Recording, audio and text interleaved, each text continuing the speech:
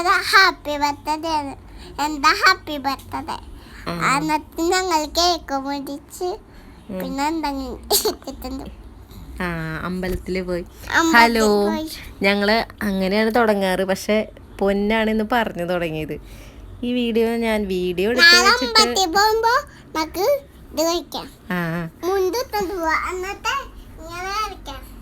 ഇപ്പൊ അവന്റെ കഥകൾ മുഴുവൻ വരും. അപ്പൊ മോന്റെ ബർത്ത്ഡേയുടെ 2-3 ദിവസം മുന്നായിരുന്നു അവന്റെ പിറന്നാള്. അപ്പോൾ ഞങ്ങളൊന്ന് വടക്കുന്നാഥൻ അമ്പലത്തിൽ പോയി പ്രാർത്ഥിച്ചു, തിരിച്ചു വന്ന് ഭക്ഷണം കഴിച്ചു. അവന് ചെറിയൊരു സദ്യയൊക്കെ ഉണ്ടാക്കി കൊടുത്ത്, അത്രേ ഉണ്ടായിരുന്നുള്ളൂ. അങ്ങനെ അവൻ്റെ പിറന്നാളിൻ്റെ പിറ്റേ ദിവസമായിരുന്നു അന്നക്കുട്ടിയുടെ ബർത്ത്ഡേ. അന്നക്കുട്ടി പോലും ഭയങ്കര കമ്പനിയാണ്, നല്ല ഫ്രണ്ട്സാണ്. ചേച്ചിയും അനിയനും എന്നൊക്കെ പറഞ്ഞ് അവർ ഭയങ്കര കമ്പനിയാണ്.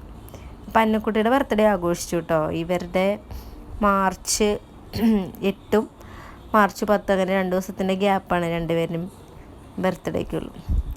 അങ്ങനെ ബർത്ത്ഡേ ആയപ്പം ഞങ്ങൾ കസിൻസിനെയൊക്കെ വിളിച്ച്, കുട്ടി പട്ടാളങ്ങൾ കുറേ ഉണ്ടായിരുന്നു. അപ്പോൾ അവരെയൊക്കെ വിളിച്ച് ഞങ്ങൾ ചെറുതായിട്ടൊന്ന് സെലിബ്രേറ്റ് ചെയ്ത്, അവനൊരു സന്തോഷമാവല്ലോ എന്ന് വിചാരിച്ചിട്ട്.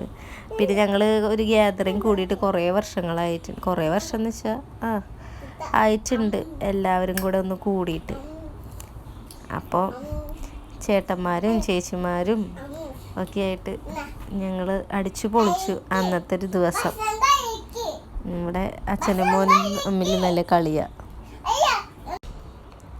ഇനിയിപ്പോൾ ഞങ്ങൾ കലാപരിപാടികളാണ് പിള്ളേരുടെ. അപ്പോൾ ചേട്ടന്മാർ വക പാട്ട് ഡാൻസ് ഒക്കെ ഉണ്ടായിരുന്നു. ഇതാണ് ഞങ്ങളുടെ കുട്ടിപ്പട്ടാളങ്ങൾ.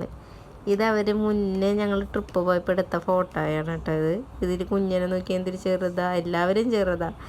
ത്രീലും ശ്രീകുട്ടനും പേലൂട്ടനും പൊന്നിയൊക്കെ. ഇത് പേലൂട്ടൻ സമ്മാനം കൊടുക്കുന്നതാണ്. ഇത് പൊന്നി.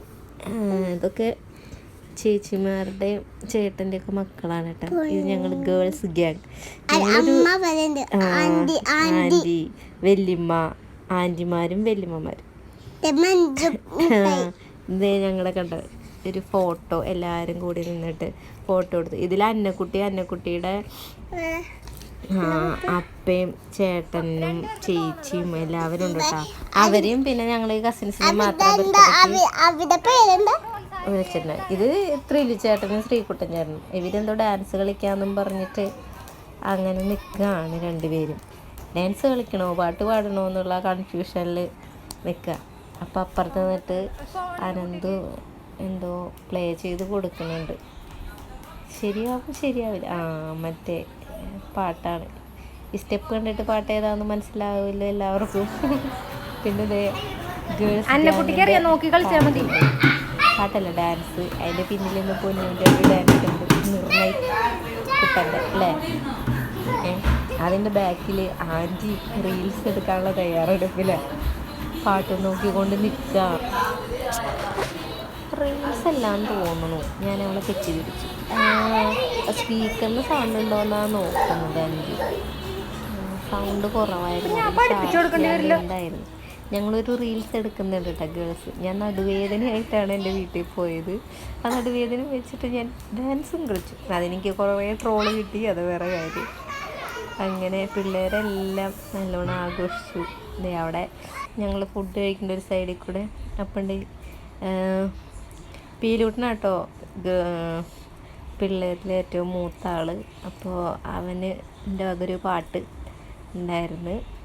അപ്പോൾ മൂപ്പരാൾ അടിച്ചു പൊളിച്ച് പാട്ട് പാടിക്കൊണ്ടിരിക്കുകയാണ്. അങ്ങനെ പാട്ട് പാടിക്കൊണ്ടിരിക്കുമ്പം നിർണയുടെ വക അവിടുത്തെ കലാപരിപാടികളൊക്കെ നടത്തി സൈഡിൽ കൂടെ നിൽപ്പുണ്ട്. എല്ലാവരും കാണാനിരിക്കുന്നുണ്ട്, കുറേ പേര് ഭക്ഷണം കഴിക്കുന്നുണ്ട്. ഇതിലൊന്നും ചേട്ടന്മാരെ കാണാനില്ല. ചേട്ടന്മാരെവിടെ പോയി? അവരുടെ കലാപരിപാടികളിൽ ആഘോഷിച്ചുകൊണ്ട് അവരവിടെ ഇരിപ്പുണ്ട്. എല്ലാവരും ഇതേ കണ്ടോ, നിർണയക്കൂട്ടൻ പായസം കുടിക്കുന്ന തിരക്കില്ല. അങ്ങനെ അപ്പോൾ അത് മീനു ചേച്ചിയാണേ. അപ്പം എന്താ പീലൂട്ടൻ വലുതായി. പീലൂട്ടനെ അതാരുംകുട്ടൻ പോയത്. ഇത് ത്രില്ലു. അപ്പോൾ ചേട്ടൻ അനിയും കൂടി പാട്ട് പാടുകയാണ്. ഞങ്ങളുടെ റീൽസിൻ്റെ കുറച്ച് ഭാഗം കാണിച്ച് തരാം കേട്ടോ. അങ്ങനെ ഞങ്ങൾ റീൽസ് എടുത്തു. ഞങ്ങളുടെ ഒരു ആഘോഷം അങ്ങനെ തീർന്നു എന്ന് പറയാൻ വേണമെങ്കിൽ. ഞങ്ങൾ എല്ലാവരും കൂടി ഉണ്ടായിരുന്നോണ്ട് എന്താ പറയുക, അവൻ്റെ ഒരു ഫോട്ടോ പോലും ഒറ്റയ്ക്കുള്ളത് എടുക്കാൻ മറന്നു. കാരണം അവനെയും വിളിച്ചിട്ട് കിട്ടണില്ല. ഈ ചേട്ടന്മാരും ചേച്ചിമാരൊക്കെ കൂടി വന്നപ്പോൾ അവൻ ഭയങ്കര എക്സൈറ്റഡ് ആയിട്ട് ഓടി നടന്ന് കളിക്കലും ഇതൊക്കെയായിരുന്നു. അപ്പോൾ ഒറ്റയ്ക്കുള്ള ഫോട്ടോയും എടുത്തില്ല. സത്യം പറഞ്ഞാൽ അവൻ്റെ അടിച്ചു പൊളിച്ച് 3 വയസ്സ് ആഘോഷിച്ചു ഞങ്ങൾ. അപ്പം ഇത്രയൊക്കെയുള്ളൂ. Thank you.